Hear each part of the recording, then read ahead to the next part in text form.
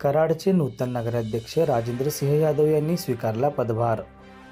नवीन वर्षाच्या पहिल्या दिवशी म्हणजेच 1 जानेवारी 2026चे औचित्य साधून यशवंत विकास आघाडीचे अध्यक्ष व नूतन नगराध्यक्ष राजेंद्र सिंह यादव यांनी आपल्या नगराध्यक्ष पदाचा पदभार स्वीकारला।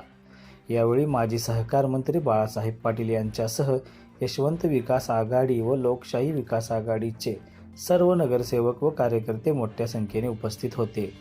राजेंद्र सिंह यादव यांनी नुकतीच झालेली नगराध्यक्ष पदाची निवडणूक लढवली होती।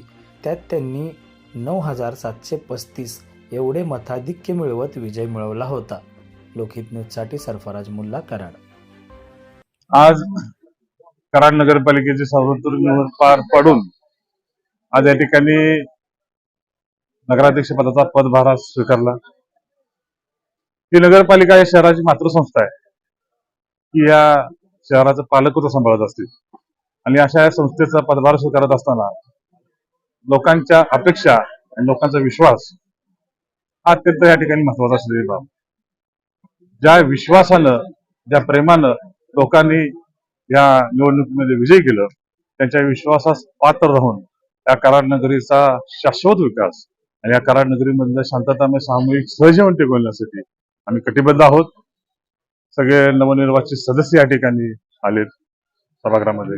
निश्चितपणे आदरणीय चव्हाण साहेब असतील, आदरणीय पेढे साहेब असतील, त्यांच्या विचारावर विश्वास ठेवून त्यांच्या परंपरेने त्या वाटेने चालून आदरणीय एकनाथ शिंदे साहेब असतील, आदरणीय पालकमंत्री शंभूराज देसाई साहेब असतील, आदरणीय आमदार बाळासाहेब पाटील साहेब असतील, त्यांच्या मार्गदर्शनाखाली या कराड नगरीचा सर्वांगीण विकास करण्याचा आम्ही निश्चित नुकत्याच झालेल्या नगरपालिका निवडणुकीमध्ये लोकशाही आघाडी व यशवंत विकास आघाडीला चांगल्या प्रकारे यश मिळालं आणि आज नवनिर्वाचित नगराध्यक्ष राजेंद्र यादव यांनी पदभार स्वीकारला। इथून पुढच्या 5 वर्षासाठी हे शहर एक चांगला विकासात्मक काम करेल। नागरी सुविधा सर्व नागरिकांना देण्याचा त्या ठिकाणी त्यांचा निश्चित प्रयत्न चांगला राहील आणि नागरिकांचे प्रश्न, आरोग्याच्या प्रश्नाला प्राधान्य राहील। या आजच्या कार्यक्रमाच्या नंतर सर्व नवनिर्वाचित नगरसेवक उपस्थित होते। त्यांना या ठिकाणी सर्वांनी मार्गदर्शन केले। मी व्यक्तिशः काही सूचना केल्या आणि निश्चित या गावाच्या लोकांमध्ये ही सर्व मंडळी भर घालतील। ते सर्वांना मनापासून शुभेच्छा।